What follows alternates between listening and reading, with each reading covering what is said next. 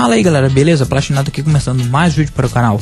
Dessa vez trago junto comigo uma corrente que foi desafiado pelo meu amigo Willis do canal BR Game Vício PB. A corrente foi iniciada pelo Vitor do canal Poeira Jogos e espalhada pelos demais membros da comunidade Retro Gamers. A iniciativa foi bem legal. E essa corrente é o seguinte: eu vou ter que falar 5 jogos que me fizeram perder o sono.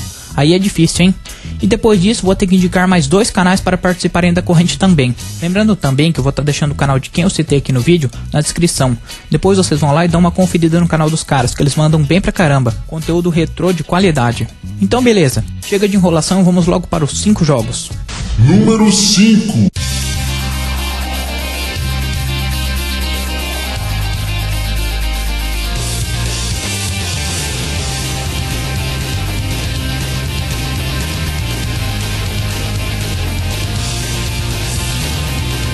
Começando aqui então com o 5º jogo que me tirou o sono. É um jogo um tanto quanto bem desconhecido até. Acredito que a maior parte da galera aí nem vai lembrar desse jogo. Aliás, nem jogou esse jogo, nunca sequer ouviu falar na vida, né? Pois é, estou falando de Hino Kakera, que é uma série de jogos de luta japoneses, com gráficos em 3D, mas a jogabilidade é baseada no estilo 2D mesmo, bem mangazão, né? Lembra bastante aqueles jogos da série Mugen, do Dragon Ball Z, do Naruto, do Cavaleiro do Zodíaco. Tinha aqueles que fazia crossover também, Tartarugas Ninja versus Cavaleiro do Zodíaco, era bem doido mesmo. Eu joguei bastante esses Mugen também, e esse jogo lembra bastante. Uma coisa legal era que dava pra você fazer muitos hits mesmo. Dava pra você combater tipo 60 hits loucamente. Os personagens também lembram bastante até Guilty Gear, se for levar em consideração. Até aquele carinha do fogo e tem um da eletricidade até. Sabe aqueles carinhas do Guilty Gear? Não sei porquê, mas lembra bastante. Bom, mas por que eu coloquei esse jogo na lista, né? Vocês devem estar me perguntando. É o seguinte, na época que eu era criança eu tinha um PC muito ruim. Mas muito ruim mesmo, tipo, era bem difícil de eu conseguir rodar esse tipo de jogo, né? E eu sempre ficava procurando jogos novos, né? Eu lembro que eu jogava aqueles CDs em flash da Digerati. Quem lembra aí? Aquele dragãozinho lá. E nessa vibe aí, sempre tinha um ou outro daqueles jogos que sempre pesava pra rodar no seu PC, né? Tipo aquele Duke Nukem 3D, que nunca na minha vida rodou no meu PC, né? O Doom também nunca consegui rodar no meu PC. O Wolfenstein 3D também. Instalava o jogo pegava e nem entrava no menu direito, né? Porque o computador que eu tinha era um Windows 98, né, naquela época, né? Pra vocês terem uma ideia, eu não vou lembrar de cabeça qual processador que era, né? Tipo, lógico que eu não vou lembrar, mas eu lembro que eu tinha 4 GB de HD. Pensa, lógico, os jogos eram bem levinhos também, não chegava nem a 500 MB, nem a 1 GB, esses jogos daquela época, né? E daí eu sempre gostava de entrar nesses CDs aí da Digerati e baixar algum tipo de jogo, né? Tinha o Ghost in Goblins, né? Daí você pegava e baixava o jogo, instalava no seu PC e quando você conseguia rodar era uma glória. Você conseguia rodar, nossa, você falava viva. E foi nisso daí que eu peguei e achei o Hino Kakera, em um CDs desse da Digerati, né?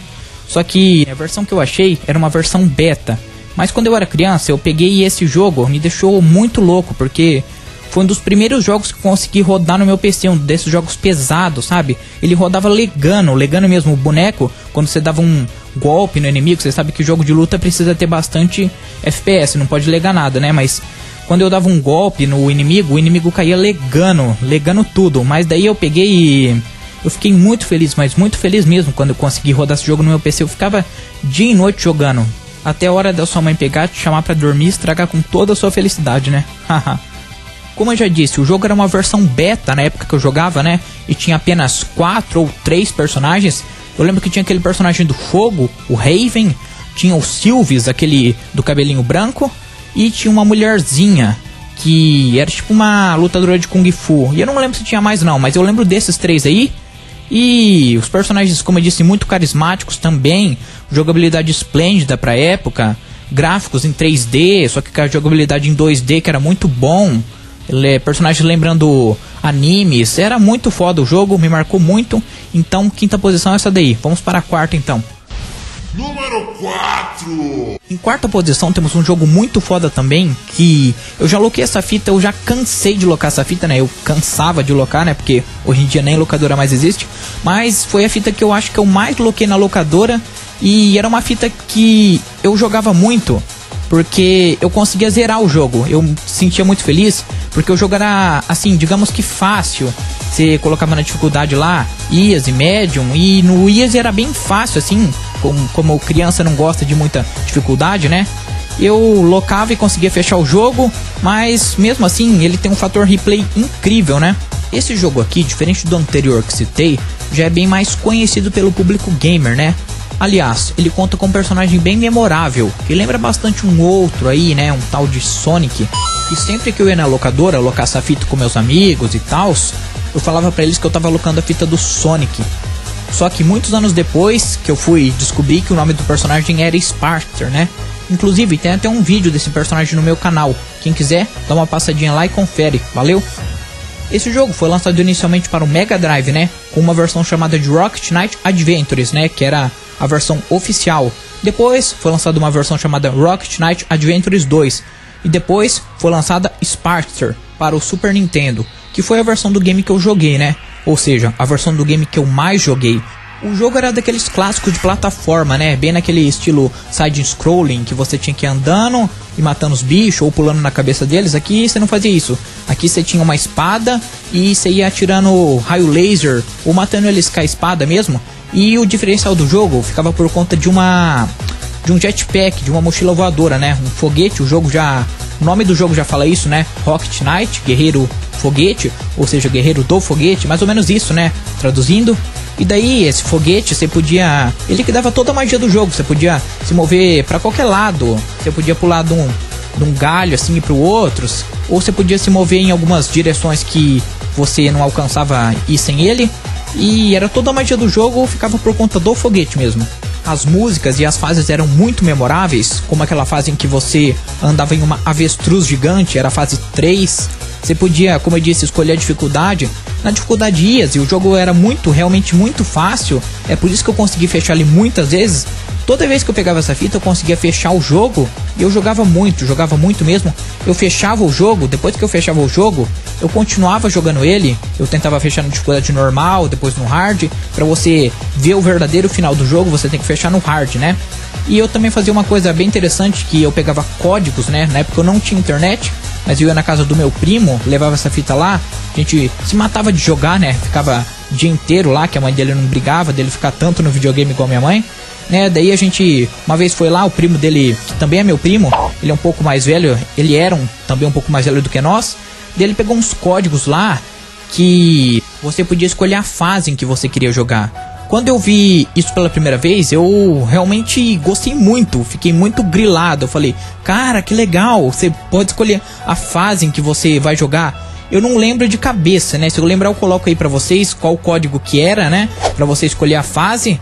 Depois que eu descobri esse código, eu fiquei realmente o dia inteiro jogando esse jogo, né? Eu pegava o código lá, eu ficava tentando passar cada fase. Eu entrava na última fase, derrotava o chefe, depois voltava pra primeira. E assim passando o dia e eu jogando esse jogo, né? Enfim. Número 3.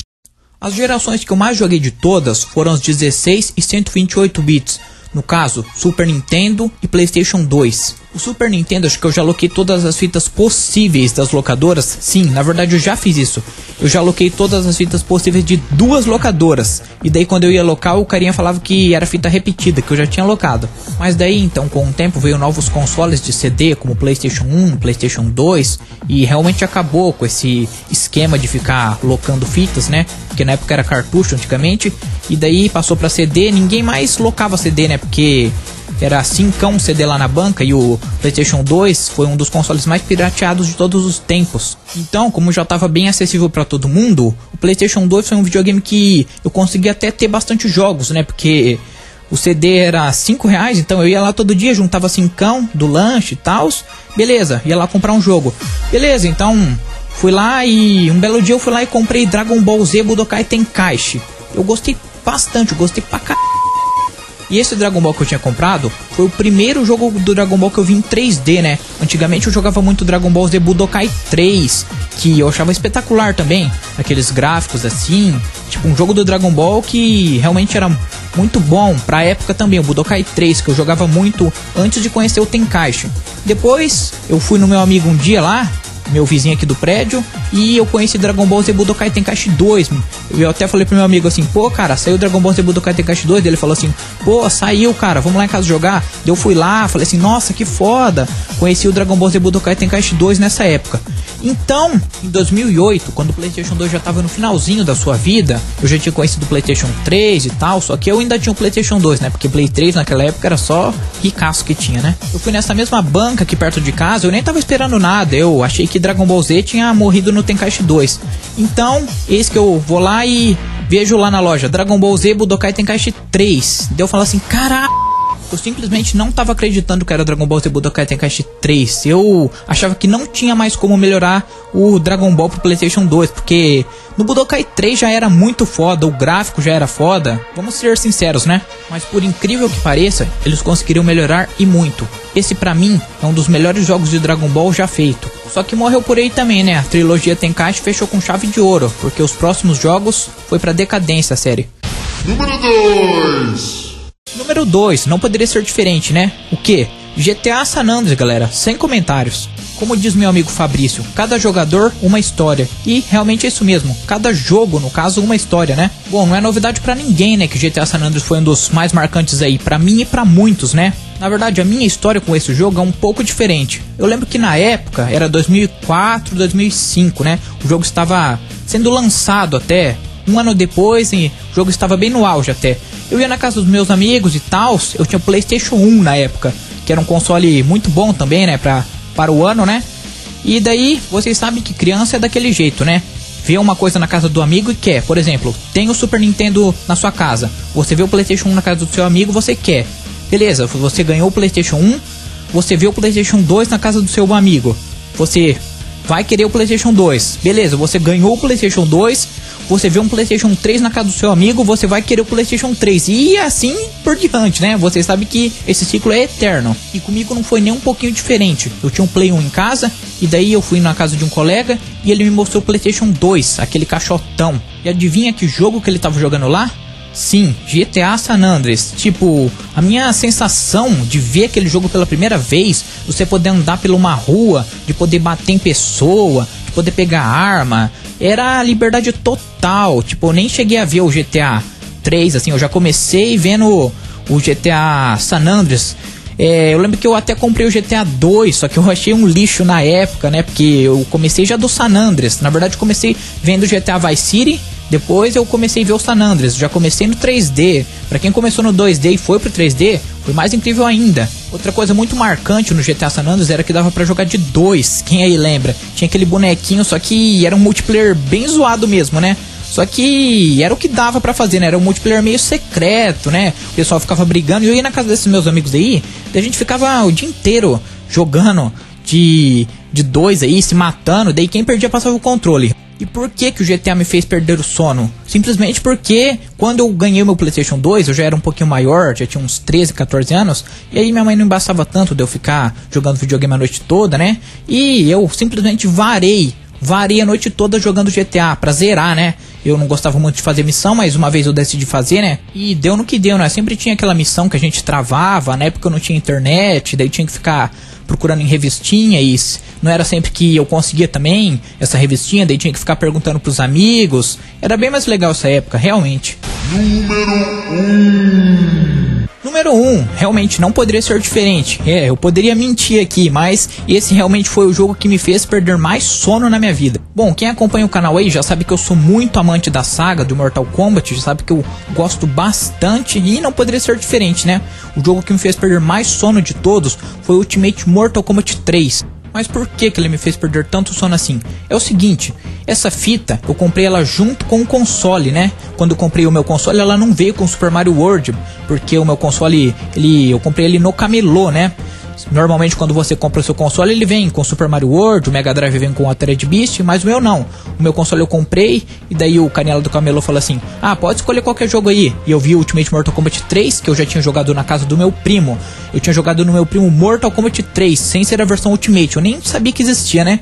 Daí eu vi lá a fita, né, escrito Ultimate. Eu falei assim, pô, legal, vou levar. Meu primo não queria que eu levasse, porque ele falava assim, pô, esse jogo é chato. Ele falava que era chato porque ele já tinha enjoado, né? Quando você enjoa de uma coisa, você fala assim, pô, não leva não, porque eu já enjoei e acho chato. Ele falava isso, né? Não queria que eu levasse. Só que não, eu gostava muito e eu levei. E eu acho que eu fiquei ainda mais tempo do que GTA San Andreas, porque eu ficava anotando todos os poderes que eu descobria em um papelzinho. Pegava um papel, uma folha em branco de um caderno e anotava, por exemplo, Liu Kang, pra frente, quadrado, bola de fogo, tipo isso.